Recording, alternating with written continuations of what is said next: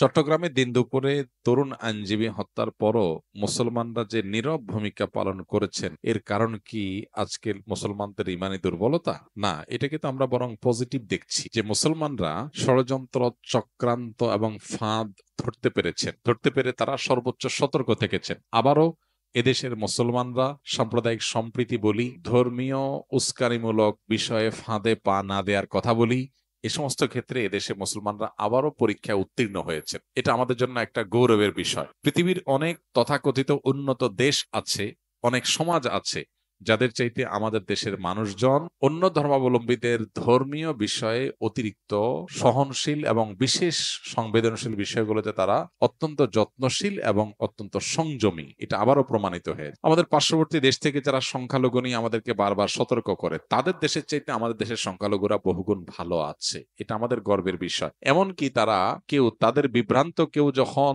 ষড়যন্ত্র বা ফাঁদ পাতে, তখনও মুসলমানরা সে ফাঁদে পাড়া দেয় না। এটা মুসলমানদের বিচক্ষণতার প্রমাণ। এটি হয় মূলত ইসলামের শিক্ষার কারণে। ইসলাম আমাদেরকে ধৈর্য এবং সহনশীলতা এবং সংযমের শিক্ষা দিয়েছে। বিশেষ করে যখন কোনো ঘটনা ঘটিয়ে মুসলমানদেরকে ক্ষতিগ্রস্ত করার চেষ্টা করা হবে, তখন মুসলমান সেটা বুঝতে পেরে সযত্নে সেটাকে অ্যাভয়েড করতে পারা, এটা আমাদের মুসলমানদের সাফল্য এবং ইসলামই আমাদেরকে এই শিক্ষাটা দিয়েছে, ধৈর্যশীলতার শিক্ষা। দ্বিতীয়ত, এদেশের ধর্মীয় নেতৃত্ব যে আছেন, ওলামা একরাম, তারা সবসময় সাধারণ মানুষকে সঠিক সিদ্ধান্তটা গ্রহণ করার জন্য সহযোগিতা করেন, গাইড করেন, চেষ্টা করেন যাতে মানুষ বিভ্রান্ত না হন। এজন্য সঠিক সময়ে সঠিক পরামর্শটা ওলামা একরাম দিয়ে থাকেন, যার ফলশ্রুতিতে এদেশে ইতিহাসে কখনো ধর্মীয় দাঙ্গা বলতে যা বোঝানো হয় সেরকম কোনো কিছুই ঘটেনি। আমাদের পার্শ্ববর্তী দেশ ভারতে যেরকম সংখ্যালঘু সেখানকার মুসলমানরা ভালো নাই, সেটা প্রতিনিয়ত আমরা জানি। সে কাশ্মীরে কি গুজরাটে বিভিন্ন জায়গা যেখানে মুসলমানদেরকে শত শত হাজারো মানুষকে একসাথে জবে করা হয়, সেখানে আমাদের দেশে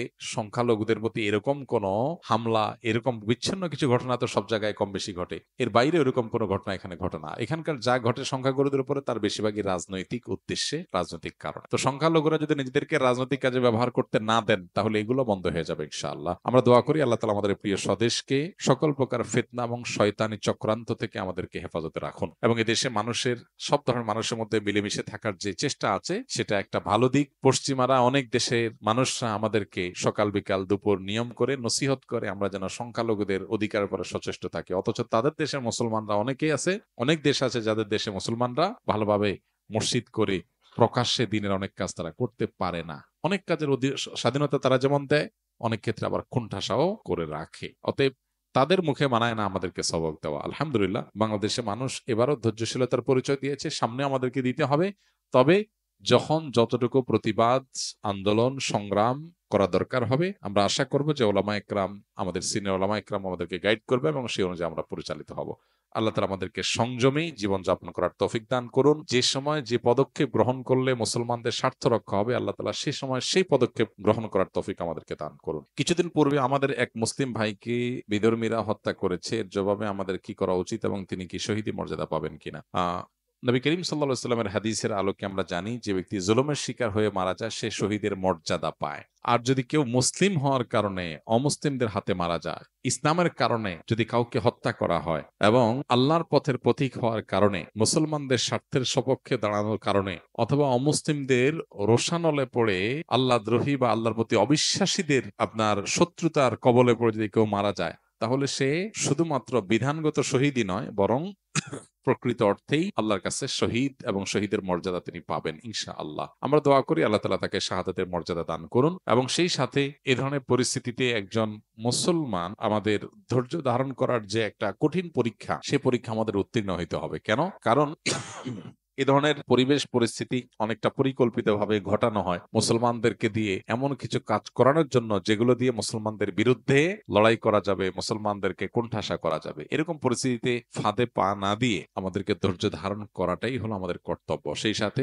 দেশের সিনিয়র ওলামা একরাম যারা আছেন, তাদের জন্য দোয়া করা, আল্লাহ যেন তাদেরকে হেদায়েত এবং গাইডলাইন করেন, সঠিক পথে পথনির্দেশ করেন, তারা যেন আমাদেরকে সঠিক পথে যাওয়ার তৌফিক দান করেন। আমরা তাদের জন্য দোয়া করব, আর তাদের গাইডলাইনের জন্য আমরা অনুসরণ করব, অপেক্ষা করব, সেই সাথে আমরা নিজেদেরকে ধৈর্যশীল হিসাবে রাখবো, যে কেউ যে কোনো জায়গা থেকে হুটহাট করে কোনো কিছু আমরা করে ফেলবো না। একটানা কতদিন গোসল না করে থাকা যাবে, গোসল করা ছাড়া কতদিন থাকতে পারবেন? যিনি প্রশ্ন করছেন হয়তো শীতকালে গোসল করতে তার অসুবিধা হয়, আল্লাহ তাআলা এই ভাইটার কষ্ট দূর করে দেখ, আমরা তার জন্য দোয়া করি। কতদিন টানা গোসল না করে থাকা যাবে এরকম কোন বাইন্ডিংস বা এরকম কোন সময়সীমা আসলে ইসলাম দেয় নাই। কেউ যদি গোসল করা ছাড়া 15 দিন, 20 দিন, 1 মাসও থাকতে পারেন আর তার গায়ের দুর্গন্ধে আশপাশে মানুষের কষ্ট না হয়, তাহলে শরীয়ত তাকে কিচ্ছু বলে না, এটা তার ব্যাপার। তার দুর্গন্ধ তিনি যদি কোনোভাবে রিকভার করতে পারেন, আতর দিয়ে, সেন্ট দিয়ে, কোনোভাবে, এবং যদি নিজে সুস্থ থাকতে পারেন, অন্য কাউকে তার গায়ের দুর্গন্ধে অস্বস্তিতে না ফেলেন, তাহলে সেক্ষেত্রে তিনি এভাবে গোসল না করে যতদিন খুশি ততদিন না থাকতে পারেন, ততদিন থাকতে পারেন। বিশেষ করে যতদিন ফরজ গোসল না হবে। ফরজ গোসল যদি হয়ে যায় তখন তো তাকে গোসল করতেই হবে। তবে এটা হলো জায়েজের কথা, যে এটা সুযোগ আছে, কিন্তু এটা মুসলমানের জন্য আল্লাহ সুবহানাহু ওয়া তাআলার পক্ষ থেকে অ্যাডভাইস করা প্রেসক্রিপশন নয়। অ্যাডভাইস করা প্রেসক্রিপশন হলো প্রতি সপ্তাহে কমপক্ষে জুমার দিনে মুসলমান গোসল করবে। নবী করিম সাল্লাল্লাহু আলাইহি ওয়াসাল্লামের সুন্নাহ শুক্রবারে সুন্দর করে, ভালোভাবে, উত্তম রূপে পরিষ্কার করে ফ্রেশ হওয়া, গোসল করা। কেন?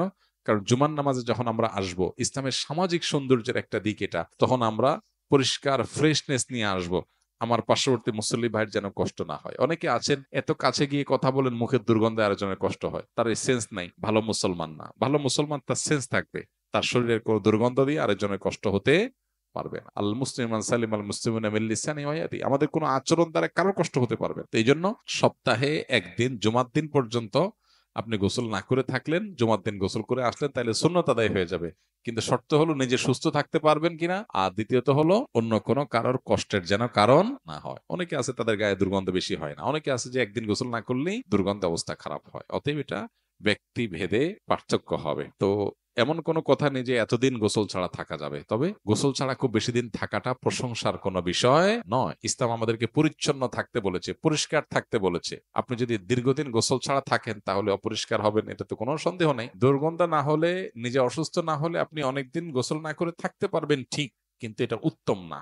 উত্তম হলো নিয়মিত গোসল করা। প্রতিদিন গোসল করলে ফ্রেশ থাকবেন, প্রতিদিন না পারেন একদিন পর একদিন করেন, কমপক্ষে সপ্তাহে একদিন শুক্রবার আপনি গোসল করাটা সুন্নাত। অনেক অলস মানুষ আছে, এই অলস মানুষদের জন্য গোসল করাটা কঠিন। তারা আসলে এটার জন্য বাঁচার জন্য চেষ্টা করে, অনেক চেষ্টা করে। তো মুসলমান অলস হবে না, মুসলমান অলস হবে না, সে অলসতাকে জয় করবে। একটু ঠান্ডা পানির ভয় যদি আপনি এতটা কাবু হয়ে যান, তাহলে ইসলামের শত্রুদের ভয় আপনি কি করবেন? এজন্য ইমানদারকে তো সাহসী হতে হবে। নবী সাল্লাল্লাহু আলাইহি ওয়াসাল্লাম আল্লাহর কাছে দোয়া করতেন, আল্লাহুম্মা ইন্নী আউযু বিকা মিনাল বুখলি ওয়াল জুবন, আল্লাহ ভীরুতা থেকে আপনার কাছে পানাহ চাই, আমি যেন সাহসী হই। পানির সাথে যদি আপনি সংগ্রাম করে জিততে না পারেন, আপনি আর কি করবেন জীবনে? এতটুকু সাহস যদি না থাকে, মুসলমান এত ভীরু হলে তো চলবে না, আর একটু সাহসী হইতে হবে।